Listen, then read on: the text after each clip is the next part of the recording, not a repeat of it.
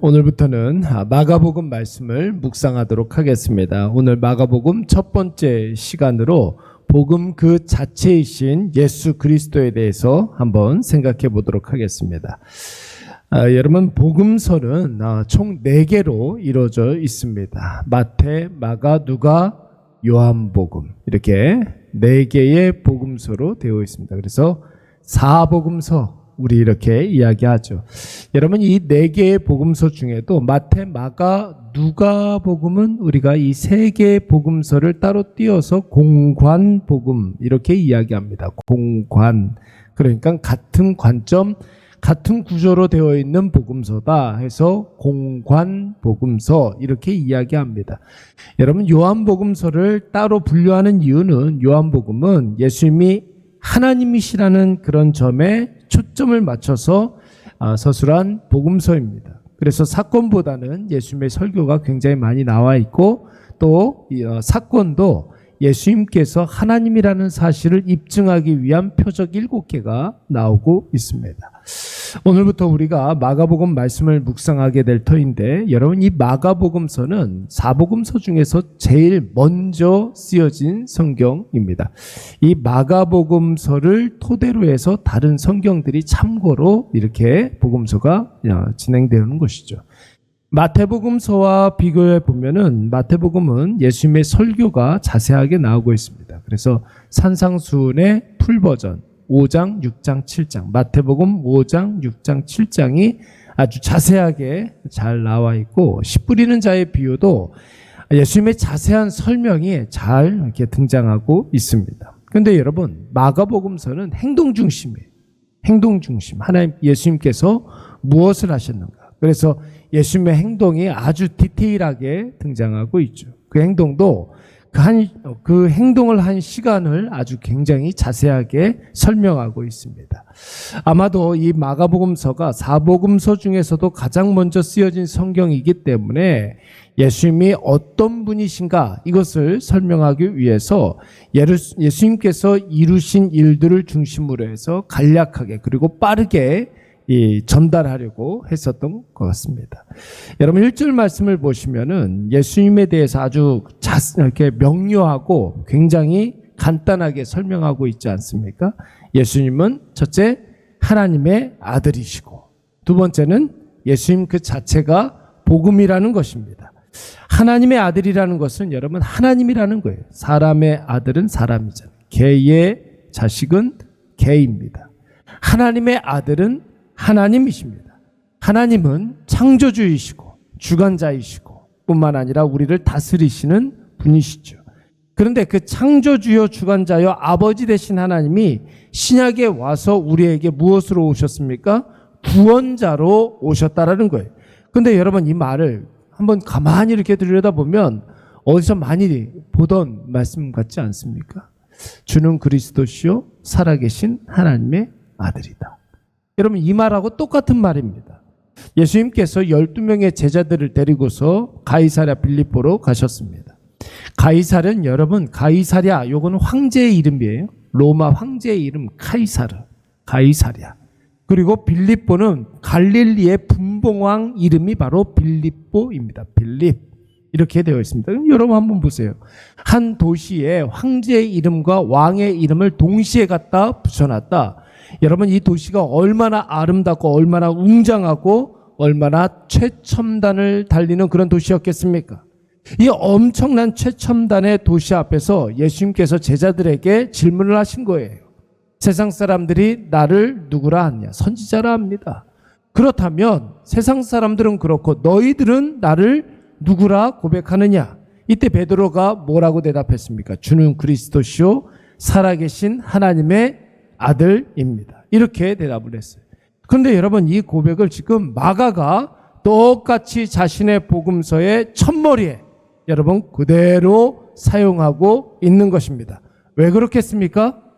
마가가 베드로의 제자였기 때문에 그런 것입니다. 바울과 바나바가 이제 함께 이 마가를 데리고서 수행자로 이렇게 놓고서 여러분 이제 전도 여행을 떠났습니다. 그런데 여러분, 이 전도 여행이 너무나 힘든 거예요. 그래서 이 마가가 예루살렘으로 자기 집으로 도망쳤습니다. 여러분, 이 문제 때문에 대사도 바울과 바나바가 대판 싸웠어요. 그러니 주변에서 이 마가를 얼마나 욕했겠습니까?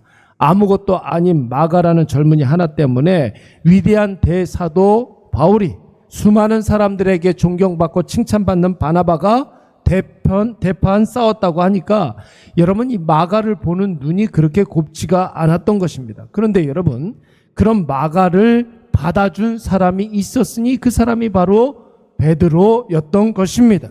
오늘 모든 사람들이 꺼려하던 마가를 베드로가 받아주고 처음부터 끝까지 이 마가를 양육하고 훈련시켰습니다. 마가를 보는 베드로의 마음이 아마도 젊었을 때 자기 자신을 보는 듯 했을 것입니다. 베드로도 젊은 시절에 많은 실패를 경험하지 않았습니까? 여러분, 마가는 전도가 힘들다고 해서 고향으로 도망간 사람이지만 베드로는 예수님 부인하고 맹세하고 저주까지 했던 사람이었습니다. 그러니 베드로가 마가를 볼 때에 어떻게 생각을 했겠습니까? 마가야, 나는 더했단다. 이런 마음이 늘 있었던 거예요. 나는 더했단다. 그리고 자신이 마가를 데리고 있는 동안 자신이 경험했던 예수님, 자신이 체험했던 예수님을 있는 그대로 전수해 줄 수가 있었던 것이고, 그 말씀을 토대로 해서 마가가 마가복음서를 집필할 수가 있었던 것이죠. 베드로가 예수님을 어떻게 소개했습니까? 주는 그리스도시요 살아계신 하나님의 아들입니다.